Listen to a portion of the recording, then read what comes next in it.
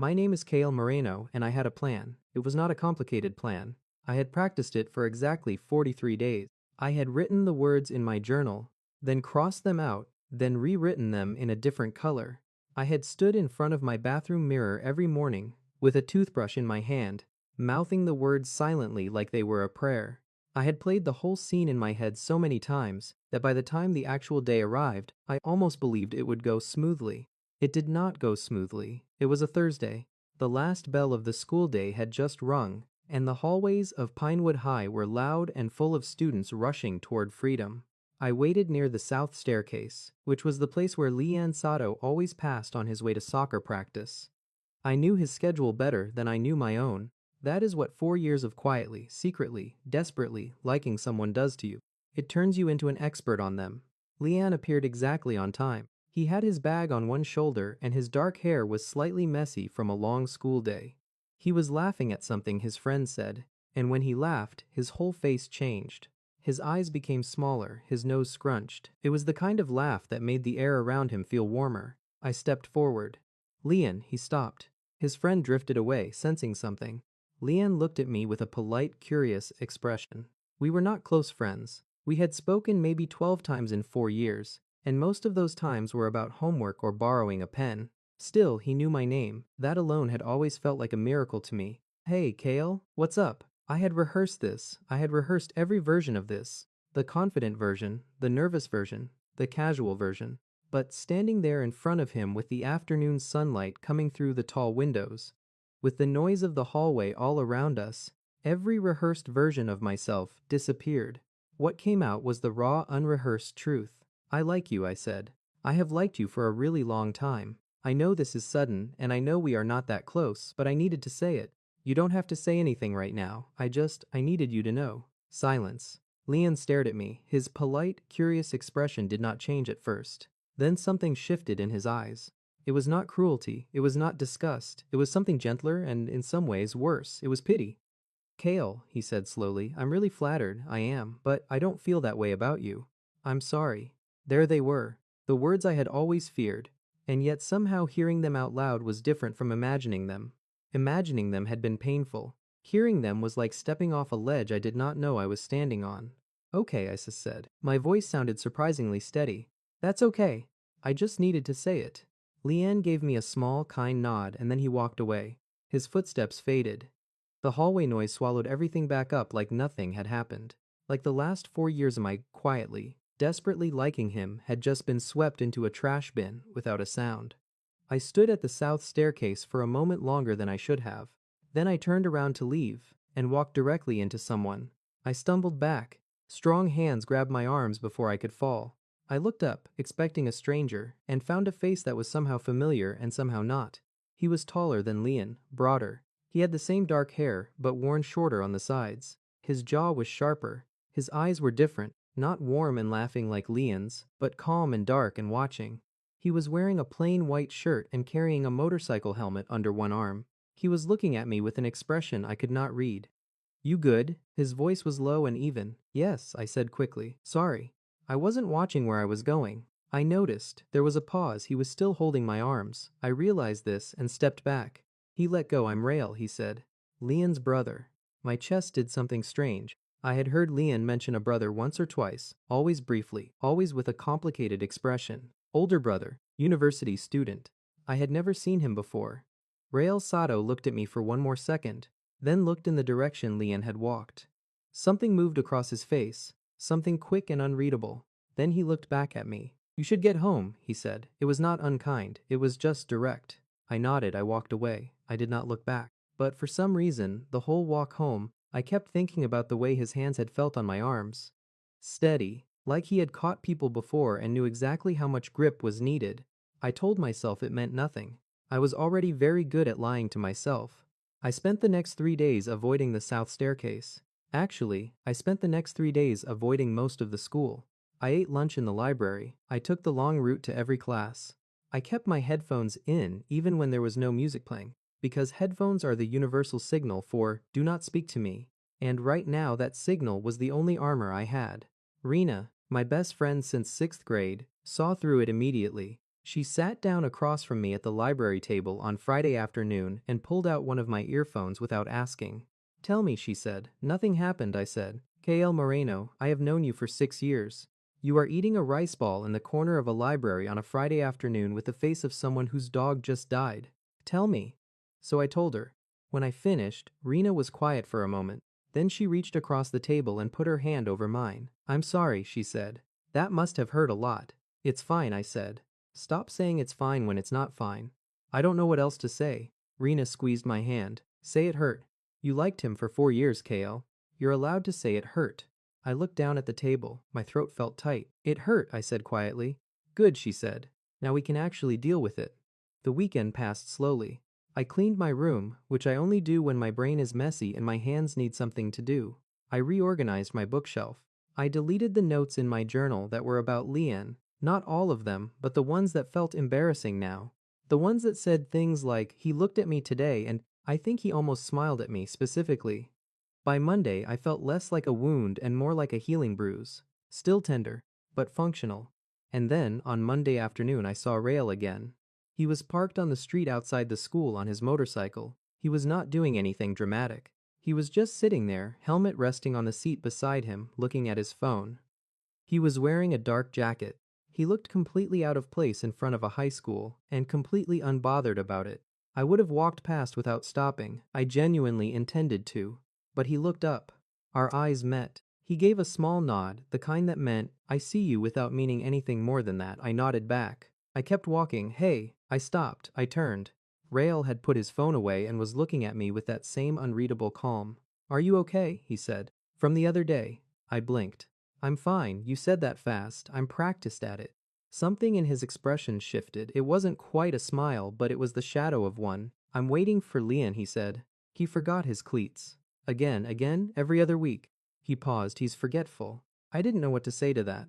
I stood there on the pavement with my bag on my back, squinting a little in the afternoon sun, and waited for him to say something else, or for me to find an excuse to leave. You were brave, Rael said. I looked at him. What you did, he said, saying it out loud. That takes something. My chest felt strange. It didn't work out. That's not what I said. He looked at me steadily. I said it took something. That's separate from the outcome. I stared at him. I didn't know Leon's brother at all. I had met him for approximately 45 seconds 3 days ago. And yet standing here, he had just said the one thing no one else had said to me, not even Rena, who loved me, and it had landed somewhere deep and important. Thank you, I said. I meant it. Rael nodded once. And then Leon came bursting through the school doors with his cleats in one hand, and his bag half open, already yelling something about practice running late. He stopped when he saw me. A flicker of something, maybe awkwardness, crossed his face. Oh, hey Kale. Hey, I said, easy and clean because I had decided I was not going to be strange about this. Leon turned to Rael. You waited. You didn't have to. I know, Rael said. He picked up his helmet. Leon glanced between me and Rael, curious. You two know each other? We bumped into each other, I said. Rael put his helmet on. He didn't add anything. Leon shrugged with the easy carelessness of someone who does not notice things deeply, and climbed onto the back of the motorcycle. Rael started the engine. Before he pulled away, he turned his head, just slightly, just enough, and looked at me one more time. Then they were gone. I stood on the pavement for a long moment after. Brave, he had called me. Nobody had ever called me brave before. 2 weeks later, I made a mistake. Not a dramatic mistake, not the kind people write songs about. Just the small, ordinary kind. I fell asleep in the school library after a free period and woke up to a dark sky and an empty building. The library closed at 6. I had clearly slept past 6. My phone was dead. The lights were on emergency mode. The main doors were locked. I was locked inside Pinewood High. I spent 5 minutes trying every door I could find. Ground floor, locked. Side entrance by the gym, locked. The emergency exit had an alarm, which I was not brave enough to trigger. I climbed to the second floor, thinking I could maybe signal someone from a window, and found that every window that opened was on the third floor, in the hallway that led to the rooftop access door. The rooftop was technically off limits to students, but the door was not actually locked. Everyone knew this. It was just technically off limits. There is a difference. I pushed it open and stepped outside. The roof was flat and open, with a low wall around the edge. The evening sky was dark blue and heavy, and the first thing I felt was wind. The city below was lit up and moving. I went to the edge and looked down. There were students and parents leaving the sports field across the street from the late evening soccer practice. If I called out loudly enough, someone might hear me. If I waved, someone might see me. I was standing there doing exactly this, waving both arms like a human emergency signal. When the rooftop door opened behind me, I spun around. Rael Sato stood in the doorway. He was in the same dark jacket. He had a small backpack over one shoulder.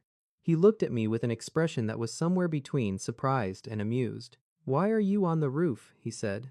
"Why are you on the roof?" I said. "I come here sometimes when I visit Lian and practice runs long." He paused. "There's a coffee machine up here that nobody knows about."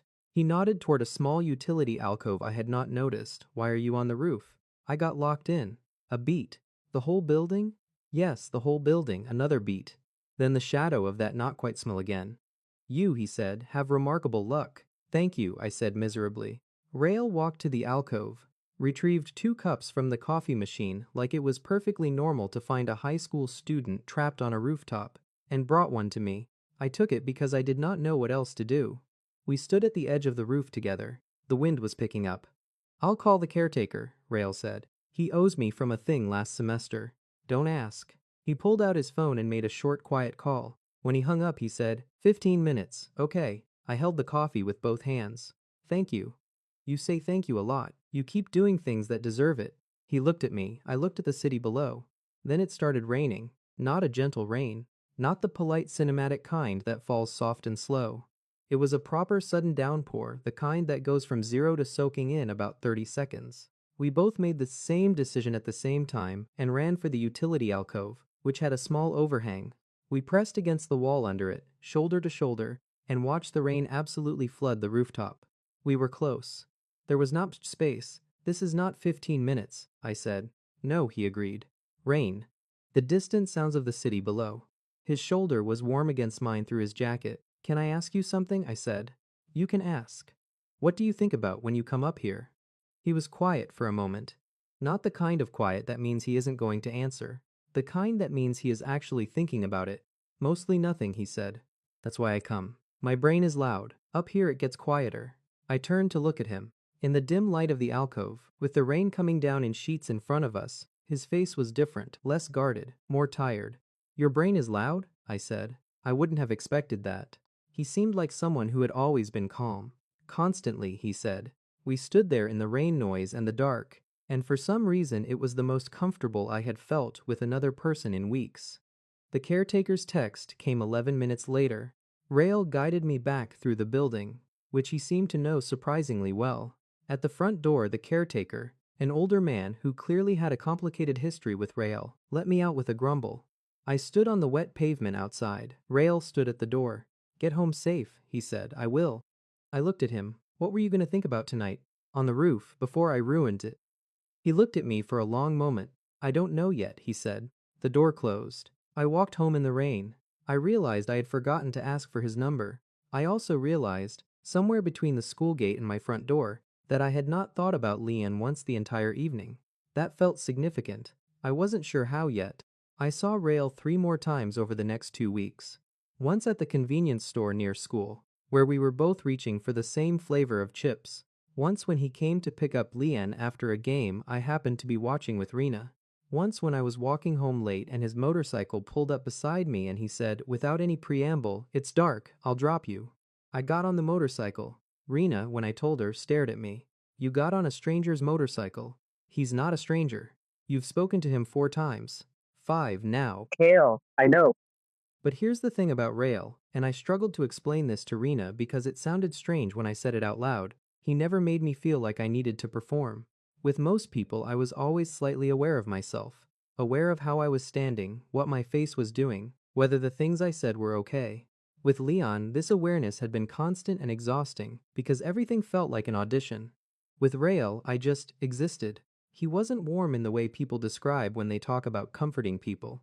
He was not effusive or gentle. He was just present, real. And somehow that was more relaxing than anything. The kiss happened on a Friday evening. I had stayed late to return library books. The school was nearly empty. I was walking toward the gate when I saw Leon and Rael talking near the soccer field. Or not talking, Leanne was talking, and Rael was listening, and from the distance I could see that whatever Leanne was saying, Rael's expression was not happy. I should have kept walking. I did not keep walking, I slowed down, and then I heard it, not clearly, not every word, but enough. Lian, with his easy, careless voice. Honestly, it was so weird, Rael. He confessed to me, right there in the hallway. It was kind of awkward. I didn't know what to say to him, and Rael quietly cutting in, Don't what? Don't talk about him like that. A pause. I wasn't saying anything bad about him, Leanne said, surprised. You were making it a story, Rael said. His voice was very calm and very flat, in the way that means someone is holding something down carefully. He did something honest. Don't make it a punchline. Silence. I stood frozen by the wall of the east building, my library bag hanging from my hand. Leanne said something I couldn't hear. Rael said something back. Then Leanne walked away toward the parking lot, leaving Rael standing alone by the fence. Rael turned. He saw me. I don't know which one of us was more still in that moment. His eyes moved from my face to the direction Leon had gone, and I could see him calculating. How much had I heard? I watched him reach the answer. I started to say something. I don't know what. Something like don't worry about it, or it's okay. More of the same steady, practice lines I used to cover things that were not okay. Rael crossed the distance between us. He stopped directly in front of me. Close. Closer than comfortable, closer than accidental. He looked at me for one long, searching second, like he was asking a question without words. And then he leaned in and kissed me. It was not long. It was not loud. It was quiet and deliberate and over quickly, like a period at the end of a sentence that had been building for a long time. His hand came up briefly to the side of my jaw, steady and certain, and then it was done. He stepped back. He did not say anything. I stared at him. My brain had gone completely offline. Every thought I had ever had been replaced by a single long, silent blank. Rael, I started. I know, he said, simply. You know what? I know it's complicated. He looked at me steadily. I know you just went through something hard. I know I'm his brother. I know all of it. A pause. I still meant it. I kept staring at him. What does that mean? I said. My voice came out smaller than I intended. It means, Rael said, that when you're ready to figure out what it means, I'll be here. He picked up his helmet from where it rested on the fence. And if you decide you're not ready, that's also okay. I'll still be here, just differently. He walked to his motorcycle. He rode away. I stood by the fence of the soccer field in the early evening light with the ghost of a kiss still on my lips and absolutely no idea what to do with it. My phone buzzed. A text from Rena. You good? You were supposed to be home an hour ago. I typed back. Something happened. 3 seconds later. What? I stood there and looked at the empty road where Rael's motorcycle had disappeared. My heart was doing something chaotic and completely new. Something that felt nothing like the quiet, sad ache I had carried for Leanne. This felt like standing at the edge of something wide. I texted Rena. I'll tell you everything. Don't freak out. She immediately sent 12 question marks. I started walking home. The evening air was cool. Somewhere above the rooftops, one star had appeared early. I was scared and confused and something else I didn't have a name for yet. But for the first time in months, I was also curious about what came next, about what he meant, about who Rael Sato was when nobody was watching. I wanted to know. Rena lost her mind. That is the only accurate description. She did not freak out loudly. Rena's version of freaking out was worse than that. She went very still. She put down her cup of instant noodles very carefully. She looked at me across the small table in her bedroom with the expression of someone doing extremely rapid mathematics. Leon's brother, she said, yes. Rael, who you have seen a total of 6 times. 5 before this, 6 including when he kissed you. Yes. She picked up her noodles, put them down again. Kale, she said. The situation is insane, I know. You confessed to a boy, he rejected you. His brother watched it happen and then proceeded to, over the course of 2 weeks, show up your convenience store, offer you chips, drive you home on a motorcycle, defend your honor to his own brother, and then kiss you against a fence. By the fence, not against it. That is not the important detail. I know, I said. I know it sounds insane. It doesn't just sound insane. She leaned forward. It is insane and also, she paused. A little bit amazing. I looked at her. Is it? I said quietly. How do you feel? Actually, not the practiced answer. I thought about it honestly. Scared, I said. I just got rejected 2 weeks ago, and I'm already this.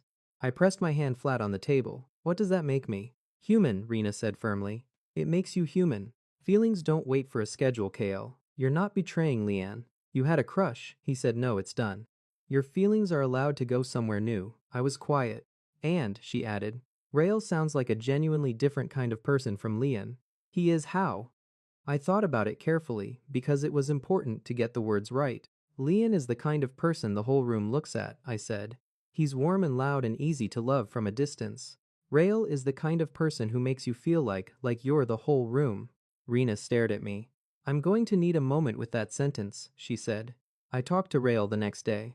I messaged him. He had given me his number from that one motorcycle ride. I had saved it under the name Rael, Lion's brother, which now felt deeply embarrassing, and said, "Can we talk?" His reply came 12 minutes later. Park near the school. 6? I went to the park. He was already there when I arrived, sitting on the back of a bench with his feet on the seat, watching some pigeons fight over a piece of bread. He glanced up when I came. He did not smile, but his eyes were alert. I sat on the bench properly, next to where his feet were. "I've been thinking," I said, "okay, about what you said. That if I'm not ready, you'll still be here, yes. I want to know, why me?" I looked up at him. "Genuinely, you barely know me." Rael was quiet for a moment. The pigeons won their battle. One fat one claimed the bread. "I've seen you 3 times before that day," he said. "At the staircase when you confessed. At the school gate. On the rooftop." He paused. "Every time I saw you, you were in some kind of situation, and every time after a moment, you just adjusted. You didn't collapse. You didn't make it dramatic. You just absorbed it and kept going." I blinked. "That's not strength, that's just habit." "Maybe," he said, "but it looked like strength from where I was standing." I looked at him for a long time. "You're a strange person," I said. "I've been told. I mean it kindly, I know." We sat in the park for another hour. We talked. Or more accurately, I talked, and he asked questions.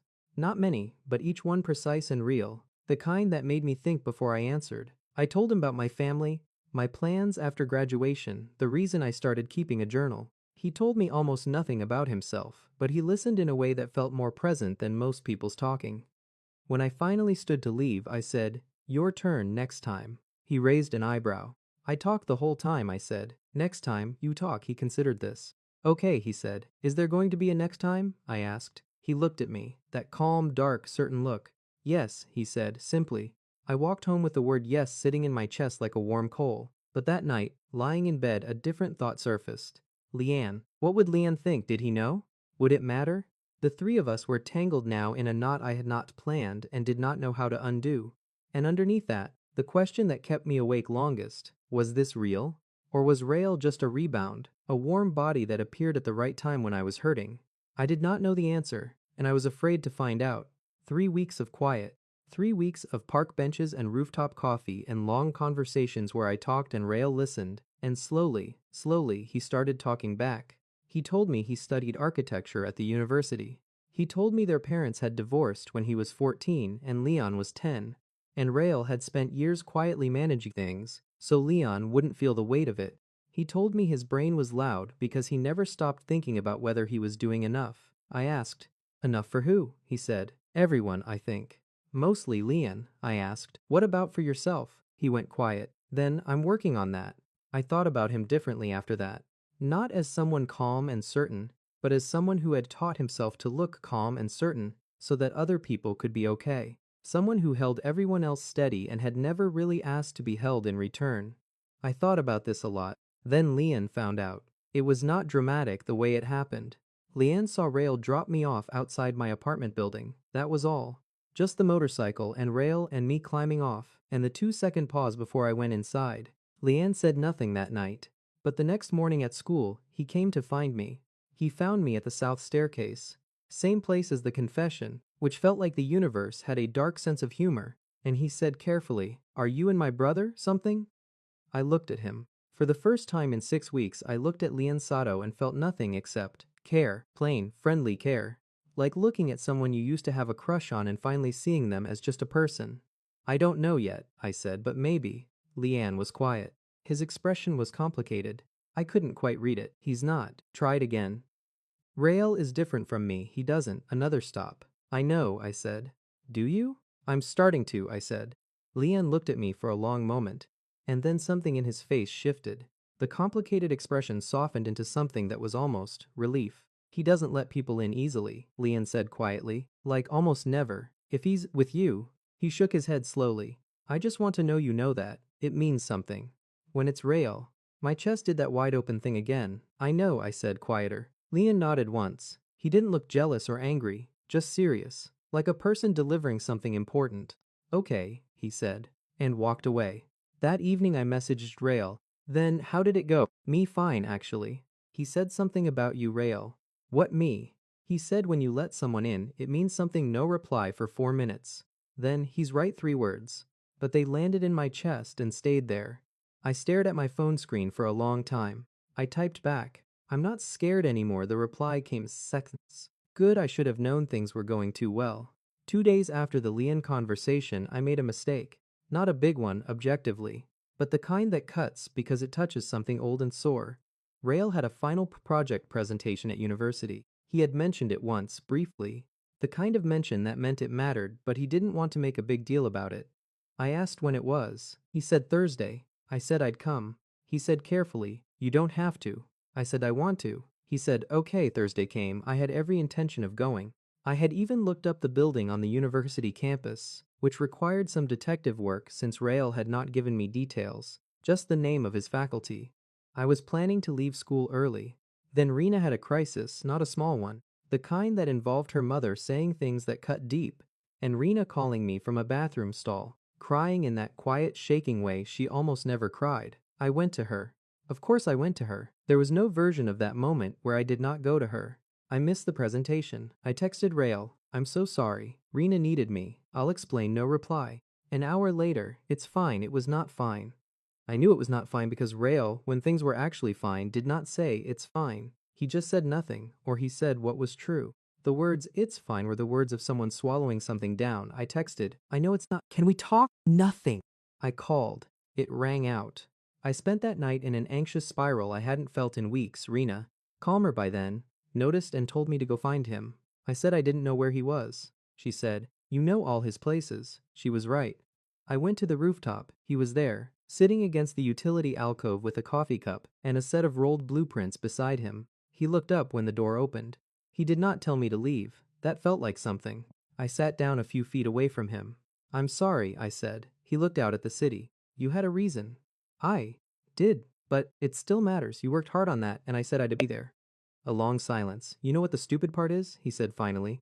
He was still looking at the city. I told myself not to count on it. I never count on things. Counting on things leads to. He stopped. To what? To this. He gestured vaguely. To sitting on a rooftop feeling like an idiot. I turned to face him fully. Rael, look at me. He looked at me. His eyes were tired. Not angry, just tired in the way of someone who has been disappointed by things for a long time. You're not an idiot, I said. And wanting someone to show up for you is not a mistake. It's not counting on too much. It's just human. He was very still. You do this for everyone, I said. You show up, you catch people, you defend them without being asked. And I think somewhere you decided that needing people to show up for you was. I searched for the word. Too much to ask. Something shifted in his face. Very subtle, very real. I'm going to show up, I said. I missed this one and I'm sorry. But I'm going to show up, Rael. You have to let me. The city hummed below us. The wind came through steady and cold. He looked at me for a long, long moment. I'm still annoyed, he said. I know, and I accept the apology. Okay.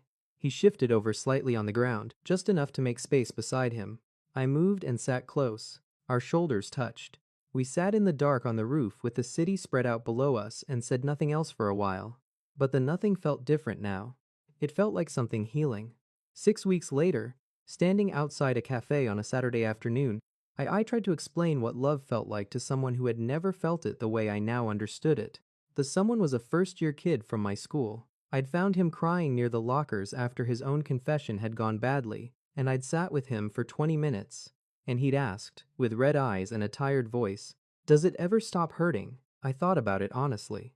The hurt from that, I said. Yes, eventually, it gets quieter. And then, I said, if you're lucky, something else comes along, something you didn't plan for. And it feels completely different from what you thought love was supposed to feel like. Different how? I thought about Rael, about the way he looked at me when he was listening, about the rooftop in the rain and the park bench and the motorcycle and the 3 words, I still meant it, that had started everything, about the night of the fight, sitting shoulder to shoulder in the dark until the space between us healed over, about everything he had slowly, carefully told me about himself over 6 weeks, each thing offered like something he had been carrying for a long time and was finally setting down. Quieter, I said. It feels quieter. Like, you know how some things feel like fireworks, big and bright and over quickly? The kid nodded. This feels more like a light that stays on. Not dramatic, just steady and warm. It is, I said. That evening Rail picked me up outside the cafe. He had his helmet, and he handed me mine. He had bought me one, which was the most Rail way of saying, I want you to be safe without saying any of those words, and I climbed on. We rode to the park. We sat on the bench we had made ours by accident. The pigeons were elsewhere. The sky was going orange and pink at the edges. Good day, he said. Strange day. Good at the end. I looked at him. What about you, he considered. Loud morning, quiet now, good quiet. He looked at me, yes. I leaned slightly into him. His arm came around my shoulders like it had been doing that for years. Easy, no announcement, just present. I thought about where I had been 2.5 months ago, practicing words in a mirror, standing at a staircase, falling sideways out of something that had never really been mine to have, and how all of it had led here, to this bench, this evening, this person who had appeared without fanfare in a moment of bruising and had stayed, quiet and steady, until I was ready to understand what being seen actually felt like. It does not always look the way you imagine it. Love, I mean. It doesn't always come in the form you planned for. It doesn't always arrive with music and grand gestures and certainty. Sometimes it arrives in a school hallway with a pair of catching hands. Sometimes it's coffee on a rooftop in the rain. Sometimes it's 3 words. I still meant it, that rearrange everything quietly. Sometimes it's someone who calls you brave before you believe it yourself. Sometimes it's just a light that stays on. Hey, I said. Rail looked at me. Thank you, I said, for seeing me before I knew I was worth seeing. He looked at me for a long moment. That steady, certain look that I had learned by now meant something was real. You were always worth seeing, he said. You just had the wrong audience. The sky turned deeper. The city lit up below the park. His arm stayed around my shoulders, easy and warm. I smiled. Not the practiced, fine smile, a real one.